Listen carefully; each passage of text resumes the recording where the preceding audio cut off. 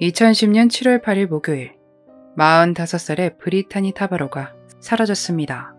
플로리다주 세인트 어거스틴에 살던 그녀는 7월 6일, 친구들과 함께 동네 파티에 참석했고 밤 9시경 주유소에 들려 주유를 한 것이 마지막으로 목격됐습니다. 친구들이 그녀와 연락이 닿지 않자 그녀의 집을 찾아갔죠. 집 밖에 별다른 특이점은 없었고 차량도 없었기에 어디 며칠 나갔나 보다 하고 생각했습니다. 브리타니가 굉장히 자유분방한 성격이었기에 그런 판단이 가능했다고 합니다. 그녀의 친구는 브리타니의 가족들에게 연락을 취했고 이야기를 전해 들은 가족들은 브리타니가 이렇게 말도 없이 사라질 사람이 아닌 것을 알았기에 걱정이 됐습니다. 그렇게 그녀의 실종 신고가 들어가지만 경찰은 특별한 흔적이나 뭔가 문제가 있어 보일 만한 흔적들을 발견하지 못했기 때문에 바로 조사를 시작하지 않았다고 합니다.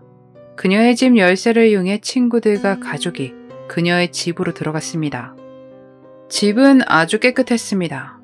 그럼에도 몇 가지 신경 쓰이는 부분이 있었죠. 집 안에서 표백제 냄새가 무척 많이 났다는 겁니다. 그녀가 대청소라도 한 것일까요? 또 이상한 부분은 브리타니가 기르는 2마리의 반려견들이 사라져 있었지만 고양이는 그대로 남아 있었습니다. 마지막으로 에어컨이 여전히 돌아가고 있었죠. 이런 식으로 집을 비운다면 이렇게 에어컨을 켜둘 리 없는데 말입니다. 그래서 가족들은 사립탐정을 고용했고 그녀의 흔적을 뒤쫓기 시작했습니다. 그리고 탐정은 7월 10일 사우스 캐롤라이나주 컬럼비아에서 브리타니의 반려견 2마리를 발견합니다. 개들은 목줄 없이 따로따로 거리를 배회하고 있었죠. 부족하지만 이건 분명히 뭔가 이상하다는 생각을 갖기 충분했기에 이 부분을 경찰에게 다시 알렸고 그녀의 실종 수사가 시작됩니다. 브리타니는 실종 전에 두려워하고 걱정하는 일이 한 가지 있었습니다. 이웃에 사는 앤 라이던과 소송 문제가 있었기에 7월 8일 법원에 출두해야 했었습니다. 그녀는 이 문제로 많은 스트레스를 받고 있었고 실종 시기와 소송 날짜가 맞물렸기에 이웃이 관련이 있는 것은 아닌지 의심이 됐습니다. 브리타니는 앤에 대한 영구 접근 금지 명령을 신청했고 여러 증거들을 모아왔었기에 법원에 출두하지 않을 리 없었습니다. 2사람은 처음엔 굉장히 가까운 사이였습니다. 그런데 브리타니가 앤의 친구와 썸을 타다가 그 사람과의 관계가 끝나며 앤과의 사이도 틀어지게 됩니다. 앤과 그녀의 남편은 친구의 물건을 가지러 브리타니의 집에 찾아갔지만 그녀는 집에 들어오는 것을 허락하지 않았습니다. 하지만 그들은 집에 들어갔고 브리타니는 와인병으로 앤의 머리를 때렸죠. 그것으로 브리타니는 체포됐고 보호관찰가 1년 동안 앤과 떨어져 있으라는 명령을 받게 됩니다. 그렇게 끝난 줄만 알았던 둘의 관계는 브리타니가 가입되어 있는 해변 클럽에 앤의 남편이 가입을 하며 다시 문제가 일어납니다. 브리타니는 카메라를 소지하고 다니며 그들이 자신을 괴롭힌다고 생각하는 부분들을 기록하려 했습니다. 그러나 그 카메라를 앤이 수영장에 떨어뜨려 버렸고 이것을 계기로 접근 금지 명령을 받기 위해 소송을 진행했던 것이죠. 브리타니의 형제는 브리타니가 앤을 굉장히 두려워했었다고 기억합니다. 브리타니의 실종에 대해 앤과 그녀의 남편에게 물었지만 그들은 전혀 모르는 일이라고 주장했습니다. 현재 브리타니와 많은 트러블이 있었기에 앤은 의심의 대상이었지만 조사하다 보니 그 부부 말고도 브리타니에게 위험이 될 만한 일이 있었다는 것이 발견됩니다. 그녀는 굉장히 친절한 사람이었습니다. 브리타니는 남는 침실을 방이 필요한 사람들에게 빌려주곤 했는데 몇 년 동안 그녀가 8명의 노숙자에게 방을 빌려줬다고 합니다. 그들에게 방을 빌려주는 대신 집안일을 돕도록 했죠. 여러분들은 이 말을 들으니 어떠신가요? 딱 위험하다는 생각이 들죠. 그랬기에 브리타니 역시 이 사실을 가족에게 되도록 말하지 않았습니다. 실종 당시에도 그녀가 돕고 있던 남자가 있었습니다. 조 로버츠라는 남성으로 그와 브리타니는 실종 몇 주 전에 서점에서 만났습니다. 브리타니는 로버츠에게 몇 번 말을 걸었고 그의 부모님이 돌아가시고 주유소에서 일을 했었지만 얼마 전 직장을 잃어 노숙자가 되었다는 것을 알게 됐죠. 그 사실을 알게 된 브리타니는 자신의 집에서 잠시 동안 머물 수 있도록 해줍니다. 대신 로버츠는 컴퓨터 관련 업무로 그녀의 사업을 도울 예정이었고 7월 8일 법정에서 쓸 DVD를 준비하는 건 역시 돕기로 했습니다. 그 정도로 그에게 신뢰가 컸던 것 같습니다. 그녀는 해변 클럽에서 로버츠는 좋은 사람이고 거의 내 남동생이다 라고 웃으며 그의 칭찬을 하기도 했습니다. 하지만 그를 아는 또 다른 사람들은 그가 좋은 사람이라고 생각하지 않았습니다. 지역 편의점에서 함께 일했던 셰릴 데이븐포트는 그가 집이 없는 것을 알고 잠시간 방을 빌려줬습니다.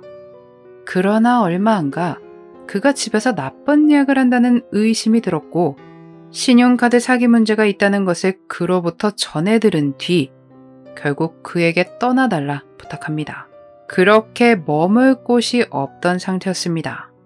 경찰들이 그의 행방을 뒤쫓지만 브리타니가 사라지고 로버츠 역시 사라진 상태였습니다. 7월 11일 그가 그녀의 차를 타고 가다 과속에 걸렸지만 아직 그의 숲의 사실을 모르던 경찰은 그를 체포하거나 별다른 조치 없이 보냅니다.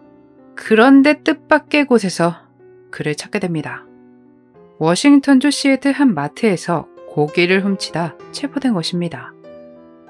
플로리다 경찰은 그의 신문을 위해 시애틀로 이동했고 신문 과정에서 로버츠가 자백을 합니다.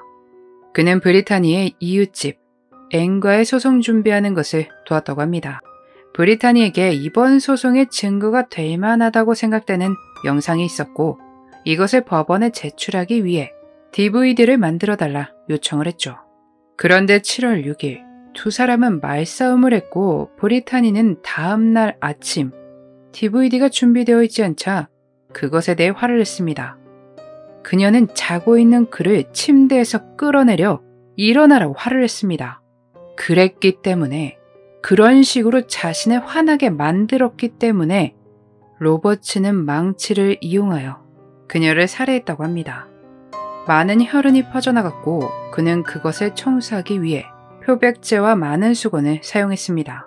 처음에 로버츠는 브리타니의 시신을 다락에 놓을 예정이었지만 너무 무거워 계단을 들고 오르기엔 무리가 있다고 판단. 시트와 쓰레기 봉투를 사용해 차에 실었습니다. 그리고 숲에 묻으려 했지만 땅을 파기 힘들었고 그래서 그냥 그대로 두고 왔다고 합니다. 그 후에 집에 돌아와 잠을 잤고 깨어나서 차를 타고 이동을 했던 것이죠. 브리타니의 반려견은 왜 데리고 갔냐? 라고 물으니 개들을 그대로 두고 집을 비우면 사람들이 믿지 않을 것이기에 시간을 벌려고 했던 것이었다고 합니다.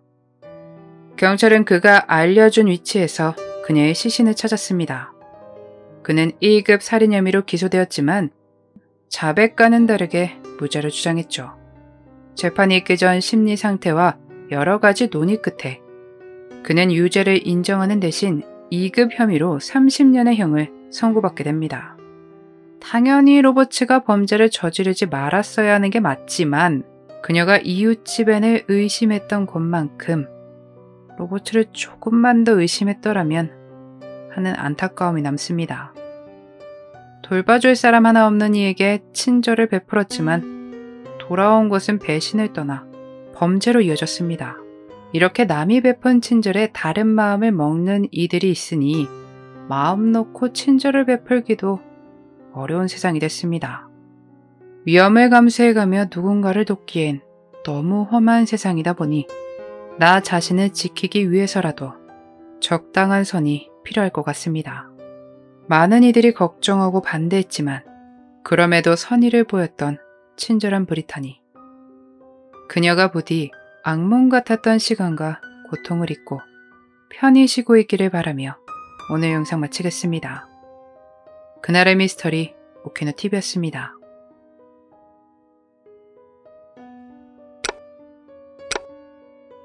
마지막까지 시청해주셔서 감사합니다.